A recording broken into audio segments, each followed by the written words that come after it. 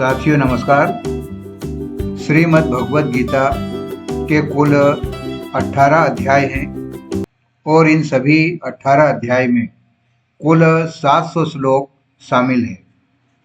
अभी हमने पहले वीडियो में देखा कि अध्याय 1 से 9 तक 372 श्लोक हैं और अध्याय 10 से 18 तक 328 श्लोक हैं। इस प्रकार पूरी भगवद गीता के 18 अध्याय में 700 श्लोक शामिल है।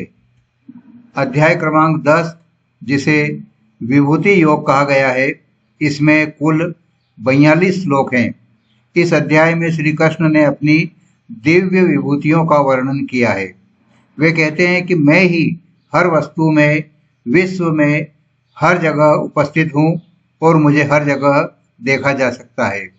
वे हर रूप में और हर स्थान पर व्यापक रूप से मौजूद हैं।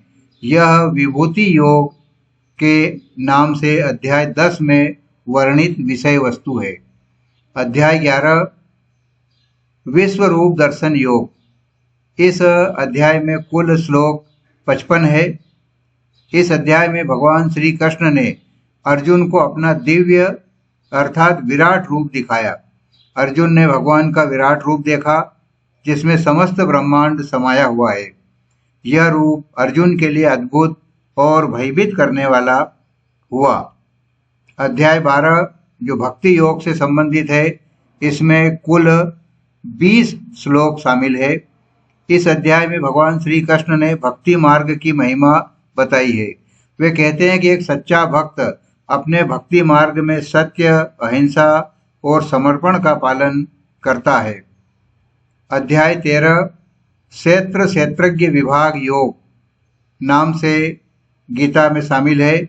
इसमें कुल श्लोक की संख्या 34 है। यह अध्याय 13वां अध्याय शरीर यानी क्षेत्र और आत्मा यानी क्षेत्रज्ञ के बीच के अंतर को स्पष्ट करता है। श्री कृष्ण बताते हैं कि यह शरीर नश्वर है, लेकिन जो हमारी आत्मा है वह अमर है। अध्याय 14 गुणत्रय विभाग योग। इसमें कुल 27 श्लोक हैं। भगवान श्री कृष्ण ने गुणों अर्थात सत्व, रजस और तामस इन 3 गुणों के प्रभाव को इस अध्याय में समझाया है। वे बताते हैं कि प्रत्येक व्यक्ति पर इन 3 गुणों का प्रभाव होता है जो उसके कर्मों और उसकी प्रवृत्तियों को निर्धारित करता है।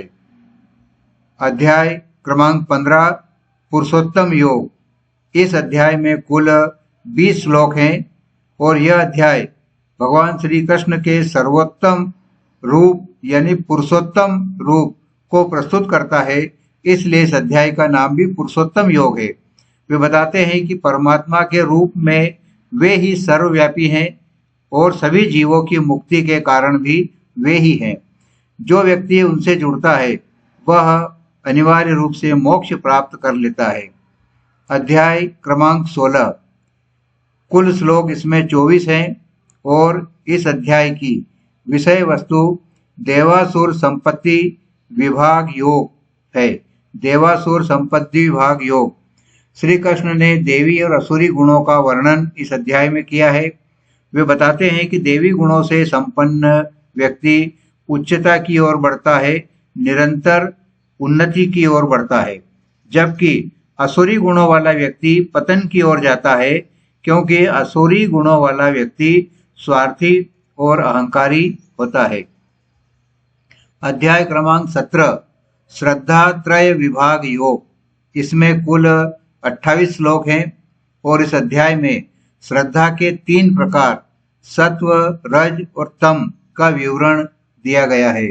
श्री कृष्ण बताते हैं कि श्रद्धा का प्रकार व्यक्ति की प्रकृति और आस्था के अनुसार अलग अलग होता है। अध्याय 18 मोक्ष संन्यास योग। यह गीता का अंतिम अध्याय है और इसमें कुल श्लोक की संख्या 78 है। श्लोक की संख्या के आधार पर यह गीता का सबसे बड़ा अध्याय है। यदि हम सबसे छोटे अध्याय की बात करें तो 12वां अध्याय जो भक्ति योग से संबंधित है उसमें मात्र 20 श्लोक है और अध्याय क्रमांक 15 जिसमें पुरुषोत्तम योग का वर्णन है उसमें भी मात्र 20 ही श्लोक हैं। इस प्रकार अध्याय 12 और 15 दोनों में 20-20 श्लोक हैं और वो सबसे छोटे अध्याय हैं। अध्याय 18 अंतिम अध्याय है और गीता जी का सबसे बड़ा अध्याय है। वीडियो को आपने अंत तक देखा, बहुत बहुत धन्यवाद।